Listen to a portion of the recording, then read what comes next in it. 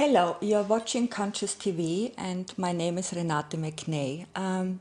In the studio with me today is Mandi Solk. Hello, Mandi. Mandi is one of these fortunate beings who lives in oneness or non-duality, and she's going to tell us her story today. So, Mandi, from reading your book, it all started, your transformation started after this terrible accident you had where you collided with a car and you were on a motorbike. And it threw you straight through the back window, through the front window. I was much thinner then. So, like a bullet. yeah, so tell us about how that happened, and I'll tell you about that, Radość. yes, okay. Yeah, I think that I've just got to. I don't know if I'm a fortunate being, although that's very nice. Yes. I think that. Well, I'll explain as I go along, really, because everything just feels completely sort of ordinary, really. But I suppose what happened was that.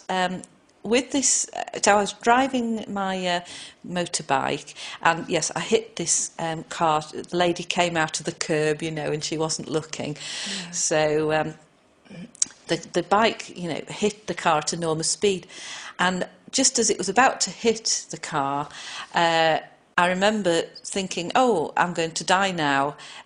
So I'll just let go of the handlebars because there's nothing else I can do. There was just this enormous feeling of letting go and not trying to hold on to life, but just a letting go.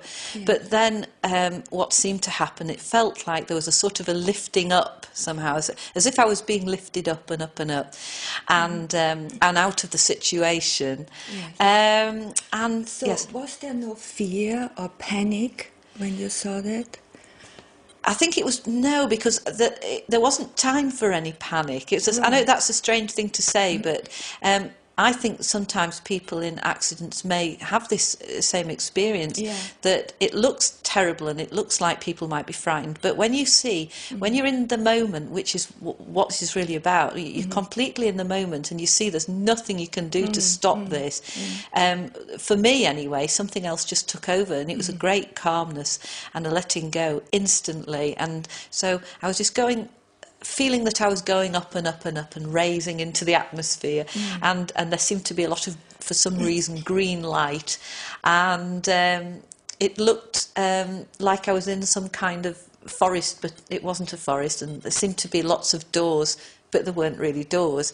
But the main thing was as I was rising up, I started to, at first, see the world below. I saw people and buildings and everything. And then I just started to be able to see through these buildings, And you have to remember that even as I'm telling you this story now, this is a story, and it is just a story, because this is just happening now as I'm speaking to you. So it's just a story to me, because it doesn't feel like there's anybody here that's had this happen. It feels like I'm just remembering a film. However, I'll explain more of that as I go along, because as I was going up, I suddenly saw through these buildings. I saw that they were transparent and that people were transparent. But the feeling of being, that feeling that is the basis of all of us, this feeling of oneness, this deep base spaciousness, just sort of expanded and was bigger and bigger, and it was bigger than anything. It was the only thing that had meaning, not the people, the objects and the buildings.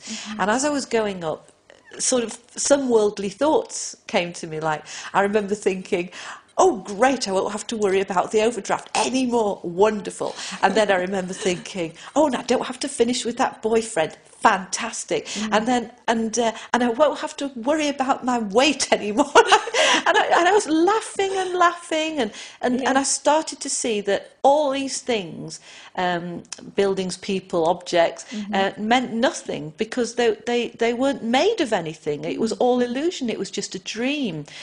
And then I saw one of these apparent doors, and I was thinking, right, I can't wait to go through that door.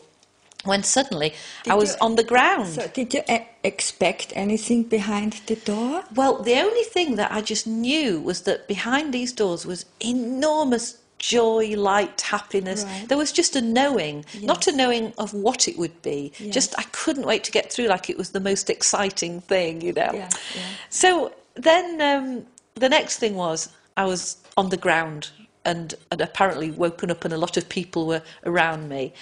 And the motorbike and the car was a complete write-off and everybody expected me to be dead. Yes. And the woman who had been driving the car, you see, she was stood over me crying. But suddenly I had enough presence of mind to sort of say, now, don't worry, love, I said, but you know it was your fault, don't you? I thought, well, I have to say that for the insurance. Anyway, back to this thing. But the amazing thing was there wasn't a scratch on me. There was no aftershock. Incredible. Nothing. Yeah. I wasn't even bruised. And they took me to hospital to check me out and everything was fine. So that was one glimpse of this seeing of being, Yes. you know. Yes. And I completely lost any fear of death because and totally saw that there was no death, no such thing as death. Mm-hmm. And that was enormous comfort for me. Mm-hmm. So then life just sort of went on, I suppose, as normal until a few other things happened. Yes. That So you went back into your story after yes, that. that's a good way to put it. It seemed that I went back into my story. Yes. But you see, this is really hard to describe, and the moment the words are out of your mouth, you contradict yourself by even saying I, you, me, anything. Sure. However, you know, we have to use some language. So all I can say is that at the time, I perceived that there was an I who had gone back into this story of somebody. Mm-hmm. But in fact, that doesn't really happen. Mm-hmm. And this is where people kind of can get this whole non-duality thing a bit confused in their minds. Mm-hmm. Because they think that some people will have a glimpse and then they think that that's it. That's the transformation. Yeah. But it isn't really. Because nothing really happened. It's like people tend to think that there is a state called enlightenment or nirvana, and this person's got it and this person hasn't got it. Yes. But that isn't true, and the reason it can't be true is because there is nobody over there. There's nobody over there that has it, so there can't be anybody over here that has it, because all there is being. And this being... I wrote it in the book because it's the best thing I could come up with, which is if you imagined a diamond from floor to ceiling, beautiful sparkling diamond, and every facet, millions of colours, and your eye might take you to a certain deep red or a blue, and it's so vibrant, this colour, that you want to go up and have a look at it, so you go right up to that facet. But as soon as you do, you see it's see-through, it's transparent, because it never really was red, it was just a trick of the light. Well, that's really what's happening. You know, if I'm asked the question, you know, what is non-duality? The answer to that really is, well, what is not non-duality? Because nothing is dual, there is only oneness, there is only everything, and everything.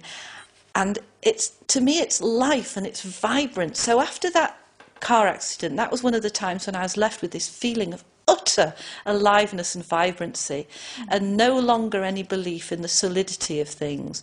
But then what happened after that was I think what happens after when stuff like this happens to people is that you look for other people who've maybe had a similar experience, or you suddenly read books. You're thirsty to know, hungry to know more about it. You become a seeker. It brings us to the word seeker. Yes. You are going to tell me later. Yes, we'll sort of... What the seeker is. Yes, and you must help me not to go off in too many tangents, because I do, you know.